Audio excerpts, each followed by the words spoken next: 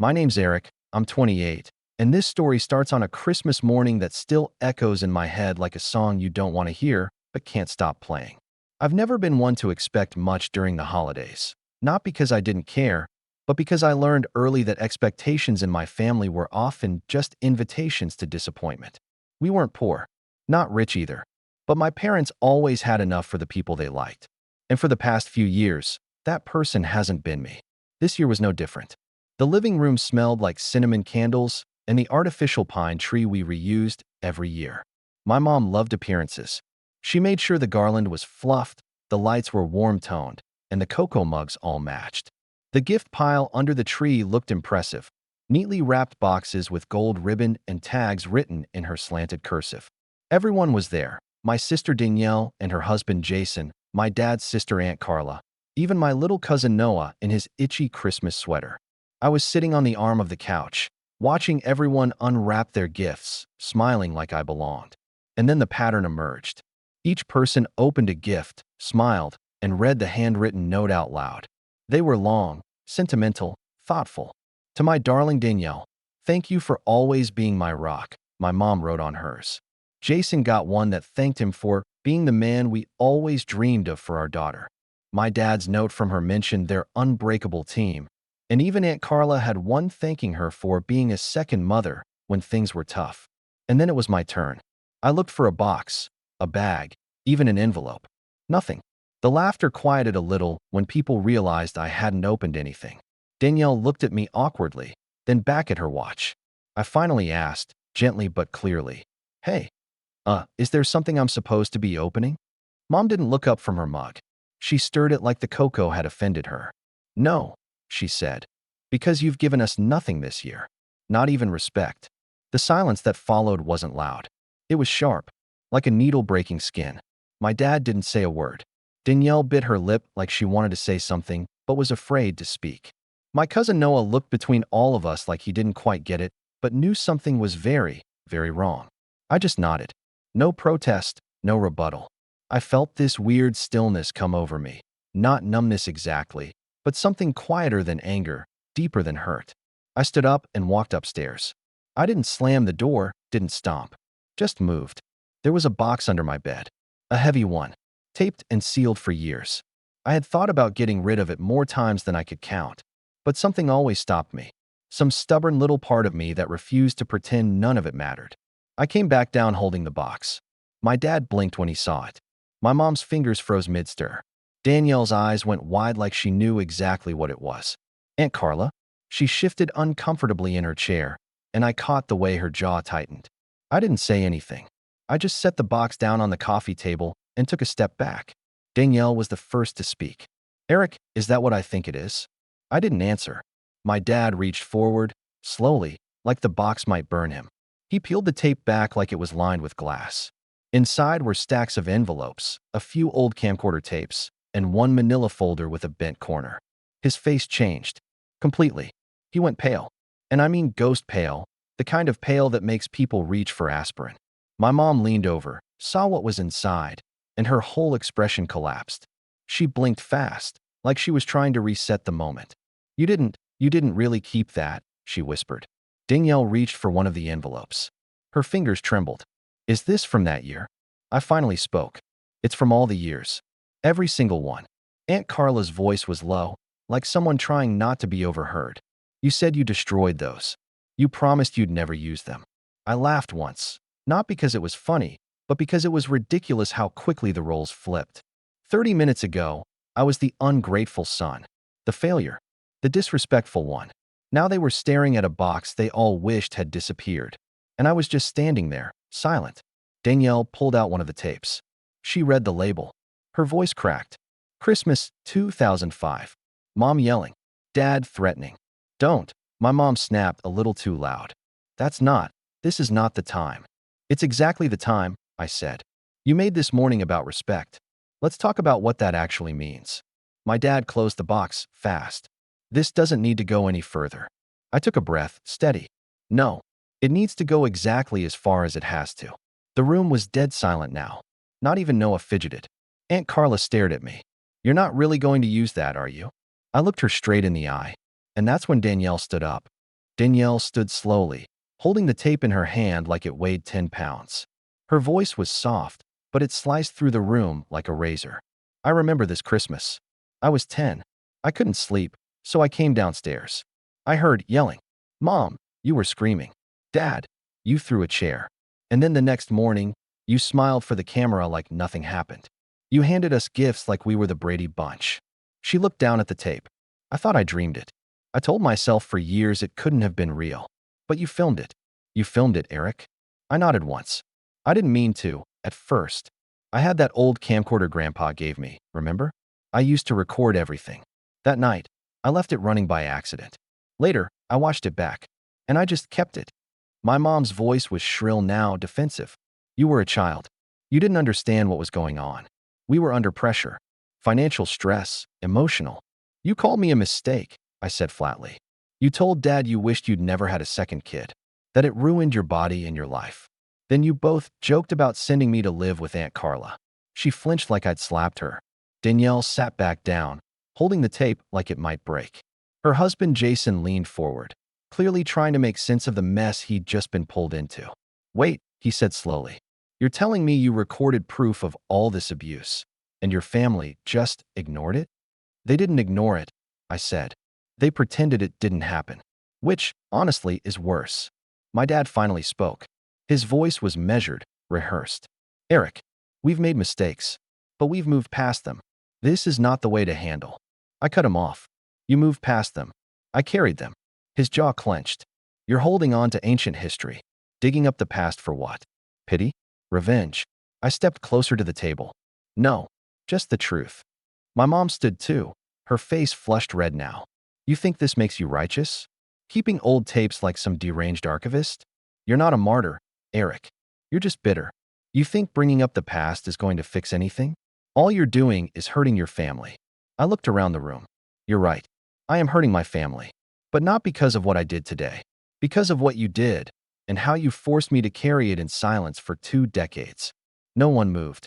Aunt Carla looked like she wanted to shrink into the couch. My mom turned to Danielle, almost desperately. Tell him to stop this. Tell him this is wrong. Danielle shook her head slowly. I can't. Because he's right. We all just let it happen. We let the damage sit there like mold in the walls. We painted over it every Christmas and hoped no one noticed the smell. Jason put a hand on her shoulder. What's in the folder? He asked, nodding toward the manila envelope. I picked it up, opened it, and slid the contents onto the coffee table. Photocopies of journal pages, therapy notes, even one hospital intake form from when I was 16. My mom gasped, recognizing the letterhead. I thought you said you were in a car accident, she whispered. I didn't answer. Danielle stared at the pages. You went to the ER that night. Concussion, bruised ribs. Said I fell down the stairs. I didn't. Dad shoved me into the doorframe. No, my dad said sharply. That's not true. You tripped. You were running down the hall. I was hiding, I said. And suddenly, the energy shifted. No more performances. No more cocoa and candles and wrapping paper illusions.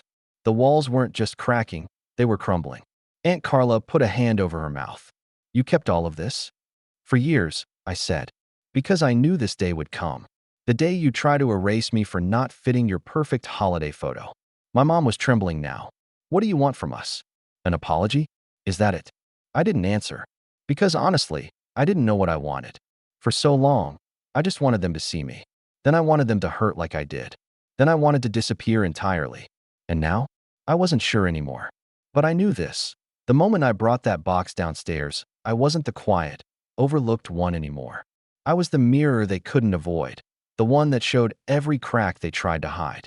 Danielle reached for another tape, turning it over slowly in her hand. You were alone in this house for so long, she said quietly. And none of us even asked what that did to you. The fire in the fireplace crackled. My dad sat down again, his face unreadable. Then Aunt Carla looked up at me. Her eyes were sharp, suspicious, almost afraid. What are you planning to do with all of this? I met her gaze and said nothing. Because that's when my phone buzzed on the table. Everyone looked at it. A new message. From a number none of them recognized. I read it, smiled, and slid the phone across the table to my dad. He picked it up, read it, and his hand started to shake. Danielle leaned over his shoulder and read it too. Then she looked at me, stunned. Eric, she whispered. What did you do? And I just stood there, silent, waiting. My dad's fingers tightened around the phone like he wanted to crush it in his palm. His eyes darted from the screen to me, then back again. He opened his mouth once, closed it, tried again. You sent this to them? His voice cracked on the last word. He sounded smaller than I'd ever heard him. Not angry, not furious, scared. I didn't flinch. I did. Danielle grabbed the phone before he could lock the screen. Her eyes scanned it quickly, and then her whole face shifted, her usual calm cracking into disbelief. You contacted a lawyer? Aunt Carla straightened in her seat. What lawyer? Danielle read aloud, voice trembling. Confirming receipt of all materials for case review. Emotional neglect, physical abuse, financial exploitation, as discussed, will begin processing before the holiday break. Please save copies of all original evidence. Signed, Evelyn Pratt, Family Advocacy and Civil Litigation. The room went still. No coughs, no whispers, just stunned, suffocating silence. My mom stepped forward, but she wasn't walking. She was lunging. You can't do this. You wouldn't. Eric, we're your parents. We raised you. I looked at her. Really looked at her. No. You tolerated me. You raised Danielle. You survived me. There's a difference. She actually recoiled, like the words hit her physically. My dad finally found his voice again, quieter, hoarser. This'll destroy us. Do you understand that? You'll ruin the family. I didn't ruin anything, I said. I just stopped letting you pretend you didn't.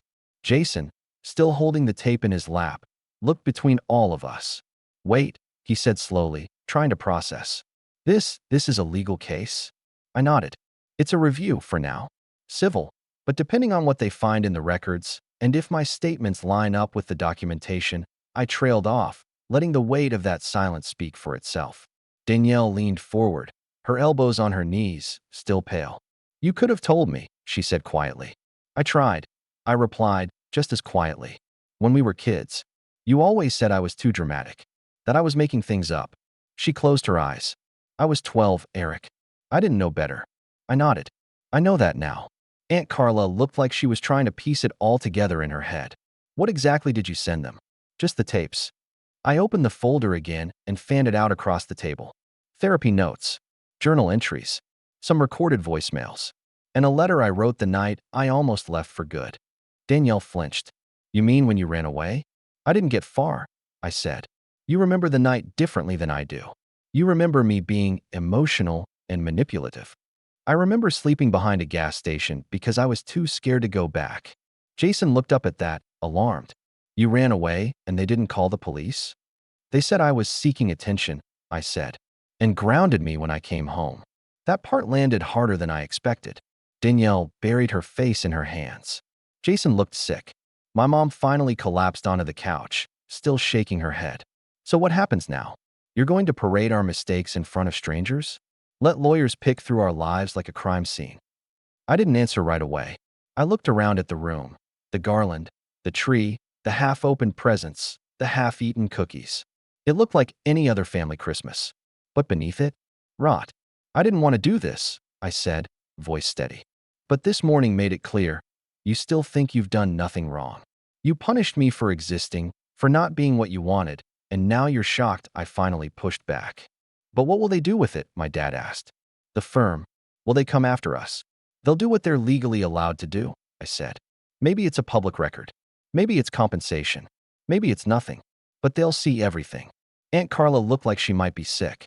You're tearing this family apart. No, I said. I'm finally showing it for what it is. Danielle's voice broke through the air again, this time softer, like a crack in glass. What happens to me? Am I part of this? I turned to her, gently. No, not unless you want to be. I know you were young. I know you didn't mean to look away.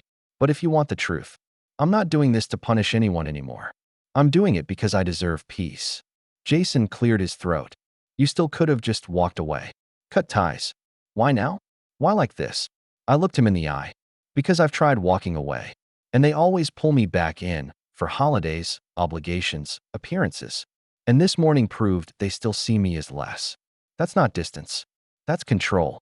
Jason nodded, slowly. Danielle wiped her face.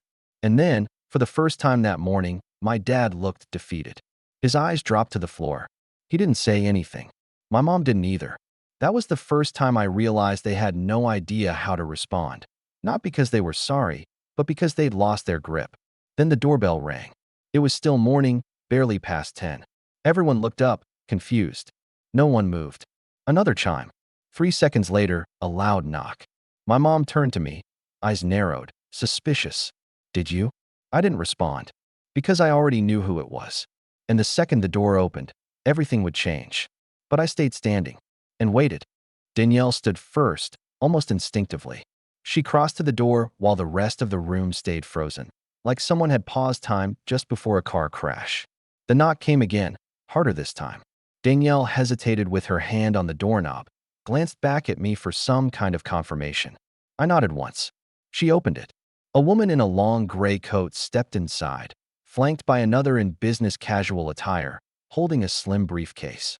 The woman in the coat offered a polite smile, but her presence carried authority. "Eric Halvorsen?" she asked, her voice calm but commanding. I stepped forward. "That's me." She nodded. "I'm Evelyn Pratt.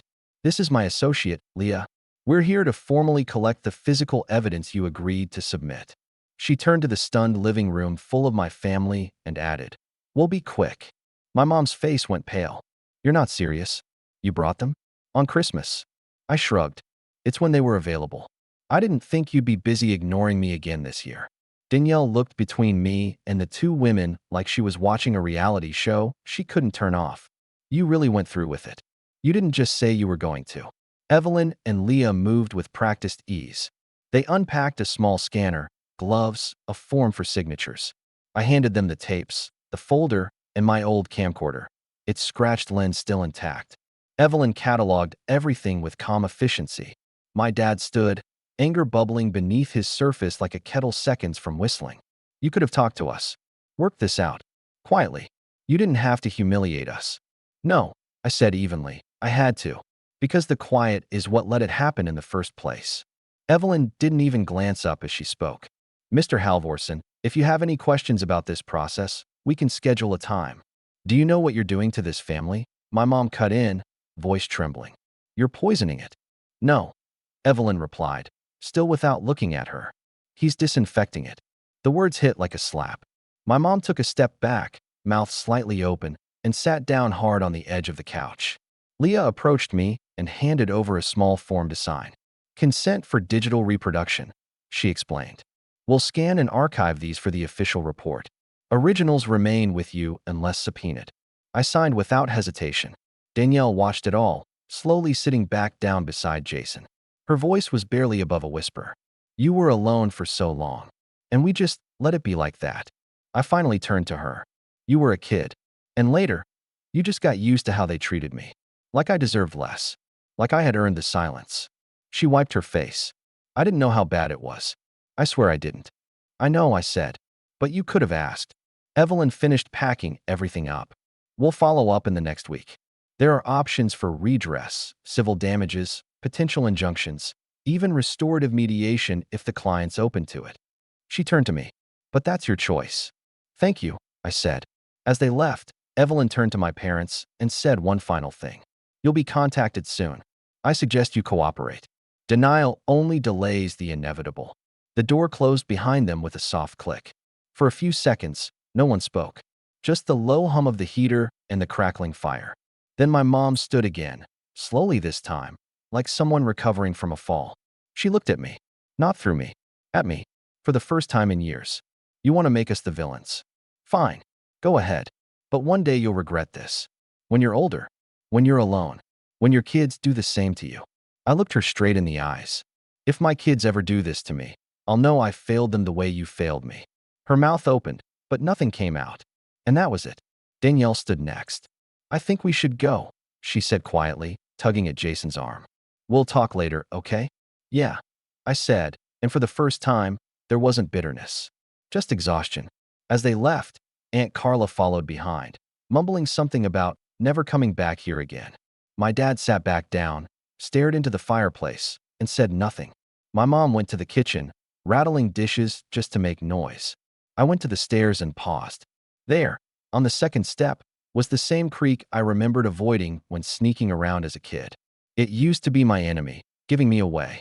Now, it just felt like history beneath my feet. I packed that night. Quietly.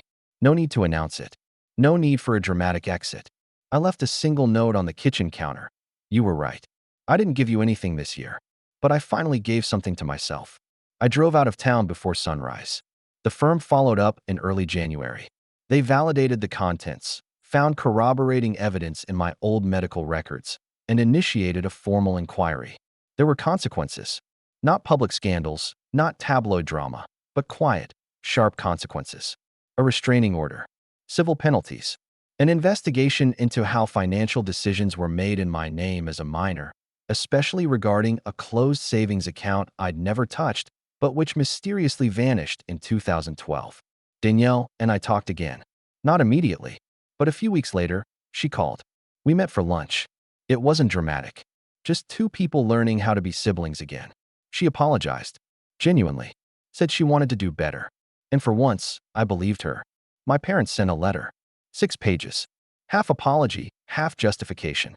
I didn't reply. Some doors are better closed, and not every knock deserves an answer.